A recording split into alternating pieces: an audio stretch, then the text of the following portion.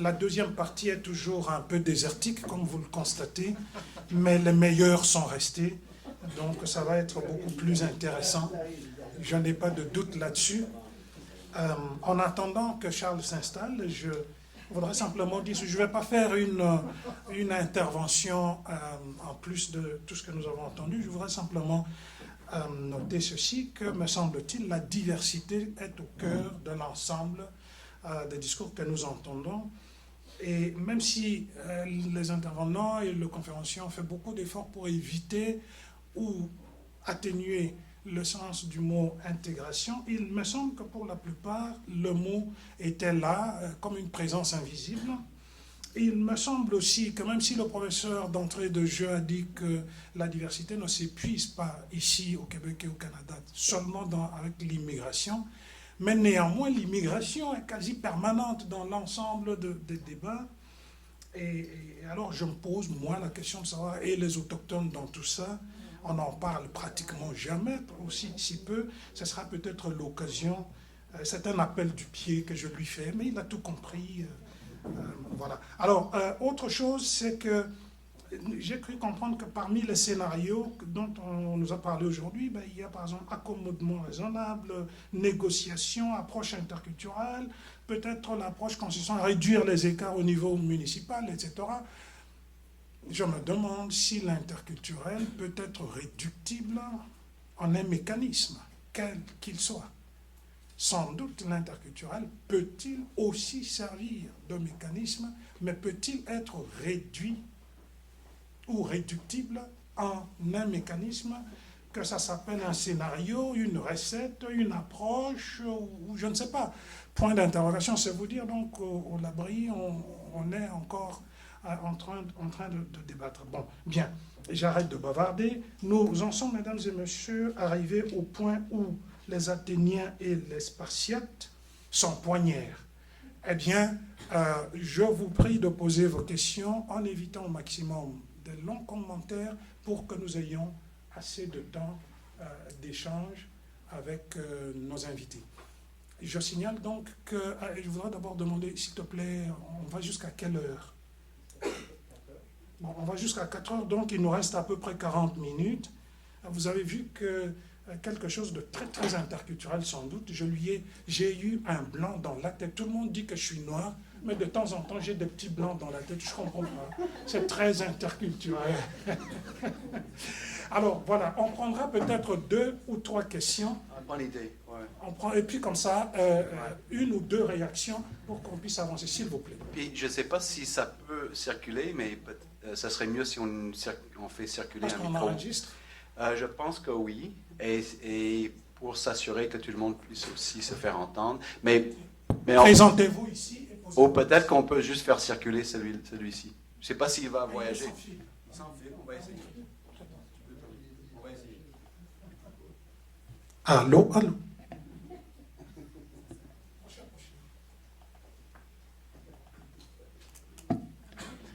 Bonjour. Ma question, c'est sur la différence entre interculturalisme ou interculturalité et multiculturalisme. Me semble, comme vous l'avez mentionné, qu'un des éléments qui rejoint ces deux concepts-là, c'est l'éthique du pluralisme, c'est-à-dire la critique importante de l'unicité de la culture. Or, me semble-t-il qu'un des véhicules importants de cette unicité de la culture dans l'histoire des sociétés occidentales, c'est la nation. Et vous avez mentionné que l'interculturalité ou l'interculturalisme se situe historiquement au Québec. Donc, comment est-ce qu'on peut faire l'économie de cette pensée nationaliste-là et qui devient de plus en plus ethnique? Donc, selon moi, c'est vraiment un talon d'Achille majeur de l'interculturalisme. Ce à quoi le multiculturalisme réussit un peu à éviter, en fait. Donc, ma question est la suivante. N'y a-t-il pas contradiction interne dans l'interculturalisme, d'un côté voulant critiquer l'unicité de la culture, et de l'autre côté étant situé historiquement dans un cadre national qui est le Québec? Un modèle de question à poser, concis, précis. Deuxième question. À ce point-là, bon, finalement, il faut qu'on bouscule un peu. Merci. Merci beaucoup pour vos présentations. Tout d'abord, ma question plus spécifiquement dirigée à Charles Taylor et Charles Bladberg. Je dirais peut-être pour vous donner une idée de l'horizon d'où j'arrive, ça serait celle d'un pluraliste sincère. Tout au long des présentations, on semblait présumer, puis c'est dans la présentation de tout le monde, qu'au fond, à force de dialogue, les sociétés ou leurs membres peuvent en quelque sorte venir à bout de leurs différends. Hein. Puis ça suggère que l'accord auquel on arriverait au terme d'un accommodement, par exemple, ou qu'un accommodement, ça représente quelque chose de plus qu'un modus vivendi, ou d'un compromis. Maintenant, je pense qu'on peut sensiblement envisager la possibilité qu'il y a une des deux parties qui peut se sentir lésée au terme du dialogue, c'est-à-dire de voir que l'accommodement, elle le considère elle-même comme déraisonnable. Je voulais savoir comment la partie qui se sent lésée au fond dans l'accord doit agir. Est-ce que cette personne-là doit dire, bon, ce que je dois faire, c'est prendre sur moi, intégrer cet accord-là, intégrer cette décision-là à l'intérieur de mon identité morale, par exemple? Puisqu'il suppose quand même une certaine forme d'humiliation, c'est-à-dire de reconnaître que j'ai eu tort de défendre la position que j'ai défendue, ou bien est-ce que cette personne-là pourrait pas seulement considérer qu'elle a comme perdu à un jeu, puis que le fait qu'elle a perdu, c'est, au fond, ça reflète seulement les préférences ou les circonstances historiques d'une majorité, et puis qu'elle-même pourrait ultérieurement présenter la même demande parce qu'elle n'est pas déraisonnable en elle-même. Donc, c'est une question éthique, je suis désolé. Bien, on va peut-être prendre un premier tour de réponse avant de continuer, s'il vous plaît.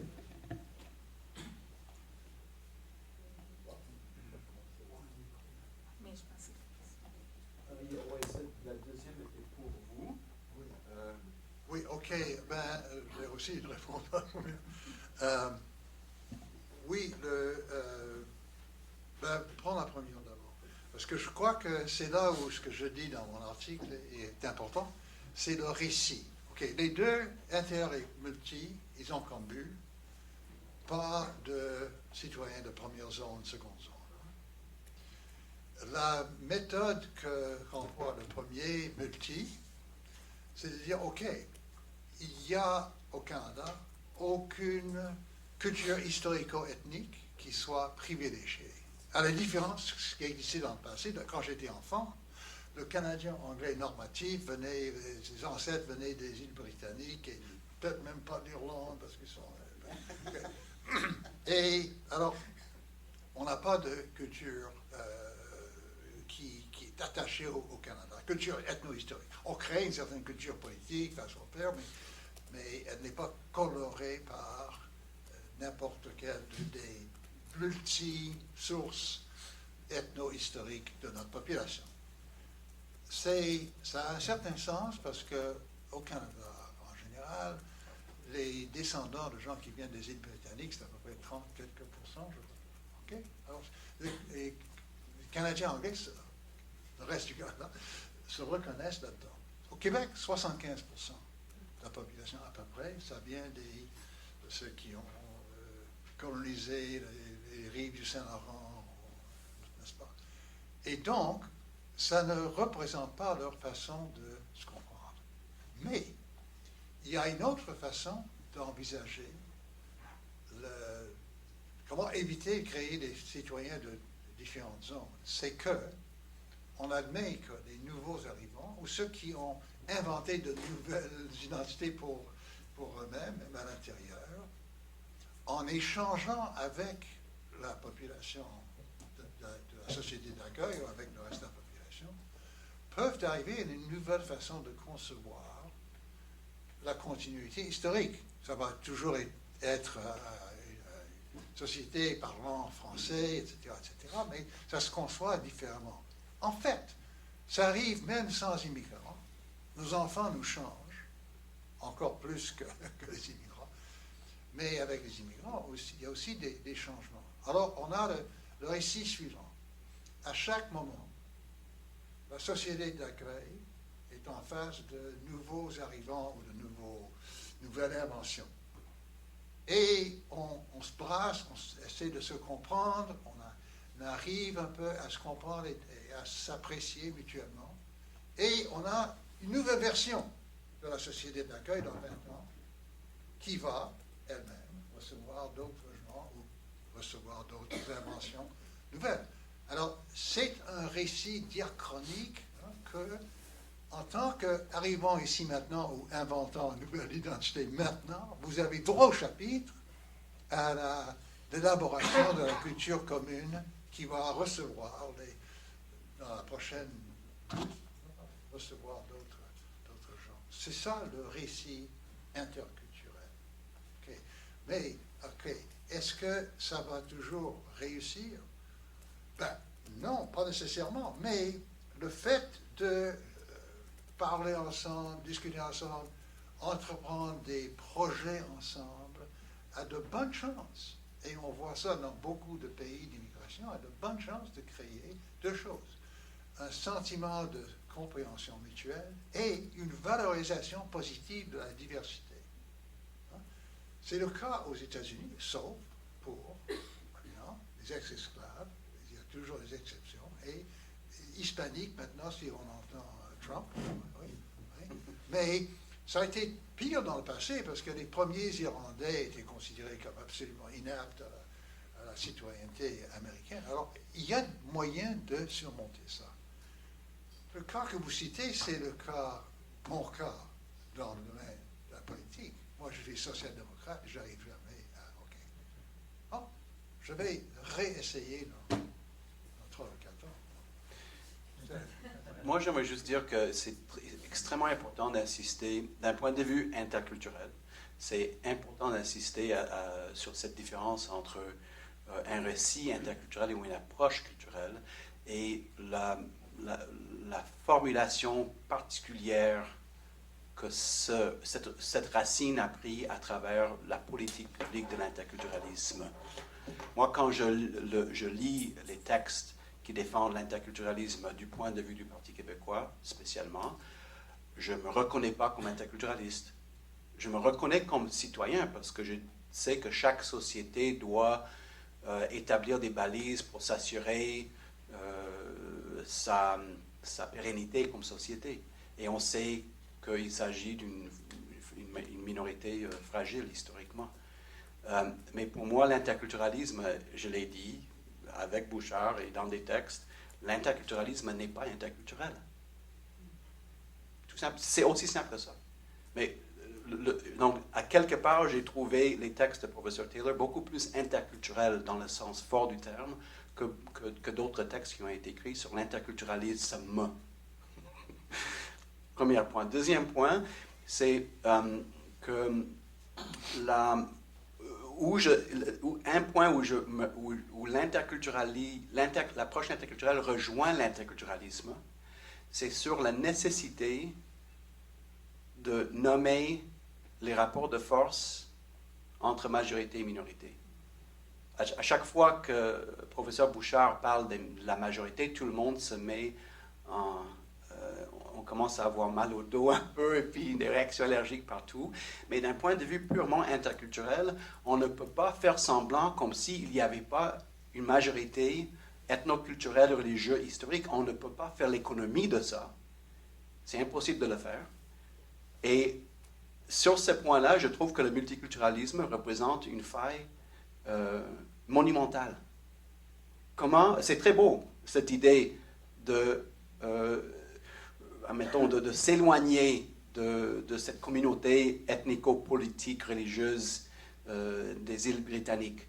Mais comment tu veux dire qu'il n'y a pas une majorité culturelle au Canada anglais? Même si au niveau démographique, il n'existe pas, mais il existe dans les institutions, dans la culture, dans les lois, dans l'histoire, il est là. Donc d'un point de vue interculturel et d'un point de vue herméneutique aussi, impossible d'effacer les traditions du passé. Ils se renouvellent, bien sûr. La sociologie de l'ethnicité nous a très bien démontré ce fait. Mais on ne peut pas faire l'économie du fait que le corps politique a été formé à partir d'une notion de nation, comme vous avez très bien dit. Et à mon avis, l'interculturel donne des outils pour prendre cela en compte. Peut-être pourrions-nous aussi ajouter que l'interculturalisme, en général ici au Québec, est compris comme une façon de renommer des politiques de gestion de la diversité dans un sens très précis, l'intégration des nouveaux arrivants. Ça s'arrête à cela. Alors donc, quand, par exemple, le professeur Bouchard dit que c'est un modèle, non, c'est un constat des efforts qu'une nation, qu'un peuple fait pour s'affirmer lui-même comme peuple et donner de la place dans les limites de ce qu'il peut par rapport à ceux qui arrivent. Mais je ne vois pas beaucoup de modèles là-dedans. Ce sont des politiques. Les politiques ne sont pas en soi des modèles. C'est peut-être sa réflexion qui aurait pu aller un peu au-delà, qui aurait pu en ce moment-là ouvrir davantage. Donc, moi, c'est un peu ça, un des problèmes avec l'interculturalisme au Québec, c'est précisément de renommer des faits qui sont là, des lois qui ont été, etc. Mais qui ne nous proposent pas véritablement autre chose.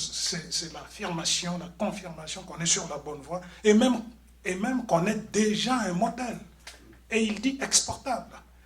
C'est un peu rapide, à mon avis. Mais bon, discutable. Alors, est-ce que... Une deuxième question. Il y avait une deuxième question. Est-ce qu'on a répondu à toutes vos questions? Non, pas la deuxième. Quelques mots sur C'était pour toi? Oui, en fait, pour les deux chars, si j'ai raison. Donc, je vais, comme un des chars, répondre. Tu représentes le Charles-Études. C'est ça, le pays des chars. Juste deux choses, en fait. Bref, moi, je ne suis pas pluraliste dans le sens métaéthique du terme, mais de ce que je comprends du pluralisme, on ne dit pas que si on fait des concessions dans des négociations de bonne foi, c'est comme on a perdu, on a échoué quelque chose, puisque la négociation est menée par une vertu politique qui est la tolérance. L'idée, c'est pas qu'on a tort et qu'il faut assumer ça, c'est juste que on reconnaît qu'il y a une pluralité des moyens de vivre dans le monde, pluralité des valeurs, ils ne vont pas toujours bien ensemble. Les gens sont nés dans ces cultures différentes avec des valeurs différentes. Ce n'est pas leur faute qu'ils ont tort, donc il faut les tolérer. Oui? Et donc, c'est ça la négociation de bonne foi. On va faire des concessions face à eux, puisqu'ils sont des agents moraux qui ont des valeurs que je ne partage pas, mais il faut les respecter jusqu'à un certain niveau. Voilà pourquoi il faut faire des concessions. Et la raison pourquoi de traiter le tout comme un jeu et dire que, OK, si j'ai perdu un jeu, c'est seulement ça, ça ne fonctionne pas pour le pluralisme, puisque pour un jeu, il faut un cadre uni. Oui, les joueurs devraient avoir un consensus sur le livre de règlement, un arbitre aussi, le Cour suprême, et la charte comme livre, et la neutralité, tout ce qui vient avec. Alors que ce que j'aime du pluralisme, c'est qu'ils rejettent complètement cette vision, puisqu'ils prennent la politique au sérieux. La politique n'est pas un jeu, il y a toujours le risque de la tragédie, et on peut perdre il faut faire des concessions, on peut faire des dommages aux valeurs, et c'est la raison pourquoi on est sérieux. Et voilà pourquoi Rawls et d'autres monistes ont tort à penser, comme ils le font toujours, que le jeu est une très bonne métaphore pour la politique. Mais celui qui se sent lésé. Bien. Est-ce que j'ai vu une main levée? Peut-être madame, puis monsieur. J'espère, madame, que vous allez poser la question qui me brûle les lèvres. Pourquoi est-ce que le jeune Charles est un disciple aussi indiscipliné par rapport à son maître? Merci. Alors, merci pour vous tous, vraiment. Ma question est la suivante. Peut-être que la reconnaissance est au fondement, à la base de l'interculturel. Si ce n'est pas le cas, c'est quoi l'importance que vous accordiez à la reconnaissance dans tous vos discours d'ailleurs? Merci.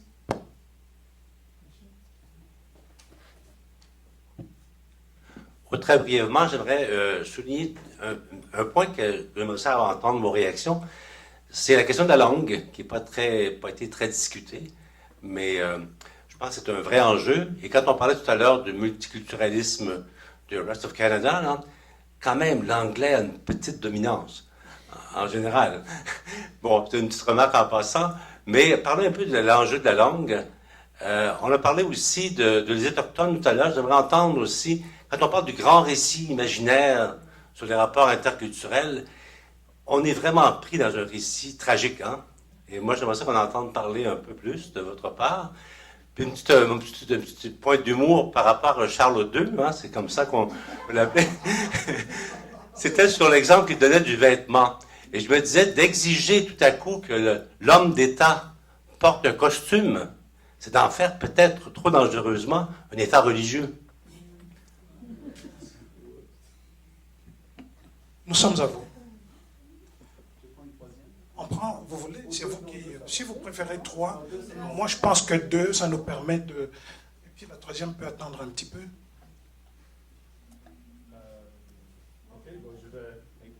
Je vais peut-être commencer par rapport à l'humour. En fait, c'était pas une blague, mais j'étais ironique. Je crois pas qu'il faut exiger cet uniforme.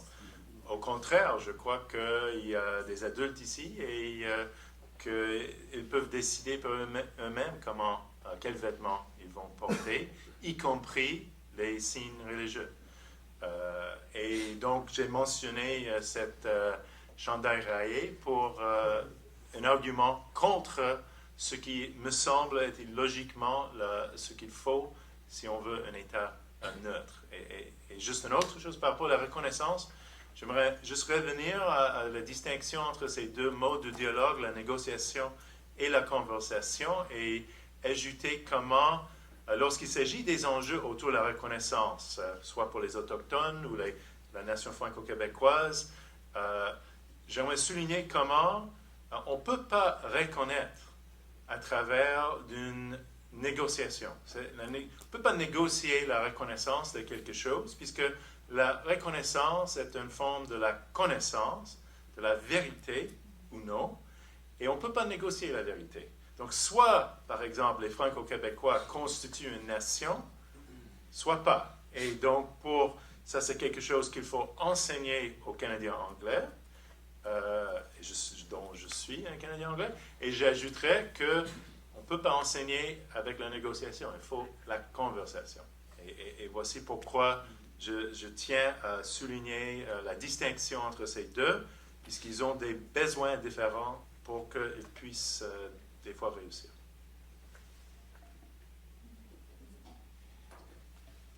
Il me semble qu'il y a eu 2 questions. On a répondu à une des 2 questions. Parfait, merci. La question de la reconnaissance, je l'ai traitée en même temps que la question des Autochtones. Okay, je vais vous donner un exemple. Lorsqu'on parle de reconnaissance, on parle d'une condition préalable. C'est quelque chose qu'on fait avec l'autre en train de dire « oui, je te reconnais comme une personne, comme un égal. Okay? » Ce n'est pas la tolérance. La tolérance, pour moi, on est toujours dans une position de supériorité. Je te tolère. Okay? J'ai bien aimé le geste de Charles II, comme tel, dans lequel on voyait qu'il y a une distance. Je peux rester à côté de toi, mais il y a toujours une distance et tu n'es pas égal à moi. Parce que je te permets d'exister à côté de moi, d'être à côté de moi. Il y a toujours une permission qui est accordée. Tandis que dans la reconnaissance, au moins de la façon dont je la conçois, c'est une question d'égalité. Tantôt, j'avais parlé des relations symétriques. Donc, et pas des relations asymétriques. Donc, symétriques sur le même pied d'égalité. Donc, voilà pourquoi la reconnaissance, pour moi, c'est une condition préalable. Il faut établir une condition dans laquelle, oui, on s'assoit, oui, on est égal. Premièrement. Deuxièmement, lorsqu'on parle des Autochtones, okay? Oui, c'est vrai, on n'en a pas parlé. Lors de la commission, ça a déjà été mentionné qu'ils l'ont tassé rapidement pour différentes raisons comme telles. Récemment, il y a eu la commission Vérité et Réconciliation, okay? Donc tout le monde est au courant. Il y a un rapport dans lequel on a établi, on a reconnu officiellement, c'est une reconnaissance officielle que des torts ont été causés envers des gens pendant, écoutez, plus d'un siècle, ok, au moins. À ce niveau-là, un exemple de reconnaissance avec les Autochtones, c'est vraiment de donner la parole. Okay? Récemment, j'ai eu la possibilité d'imiter des gens dans un cours que je donne en ce moment.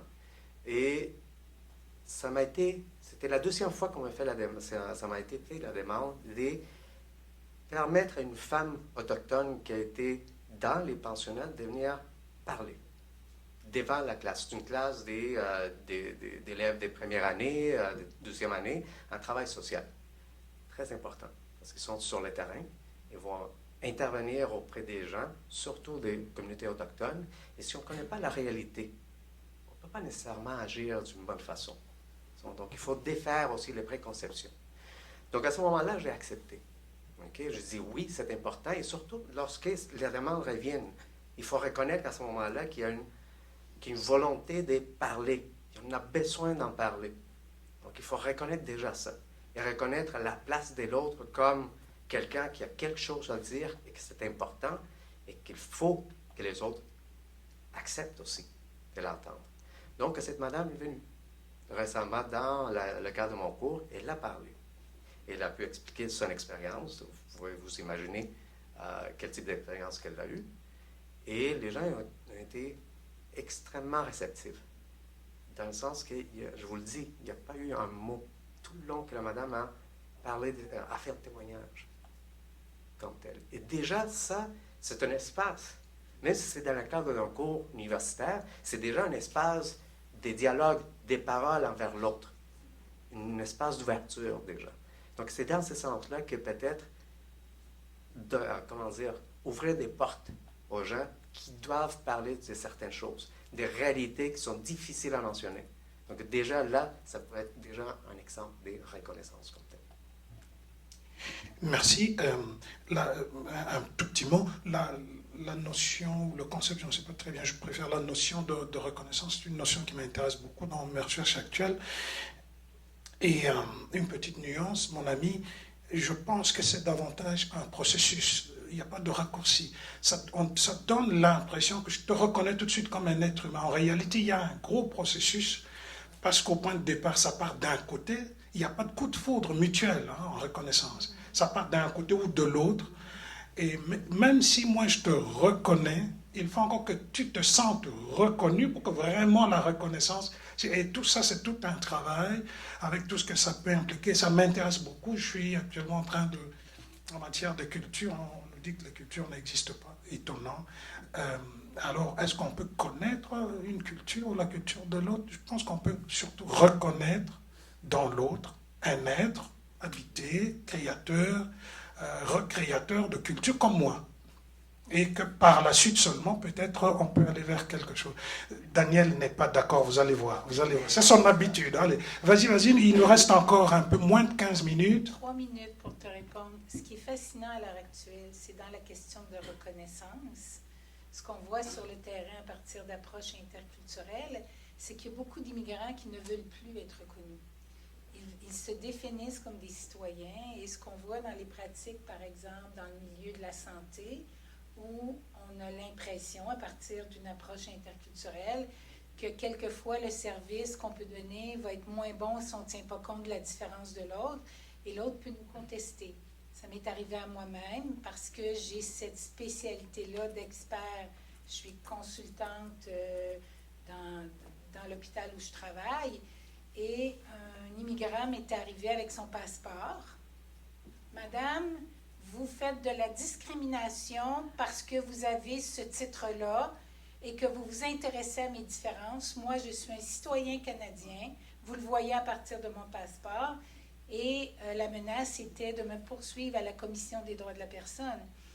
Et ça m'a pris 10 heures de dialogue pour arriver à expliquer à cette personne-là qu'on pensait que si on ne tenait pas compte de son histoire d'avant l'immigration, on ne pouvait pas l'aider vraiment.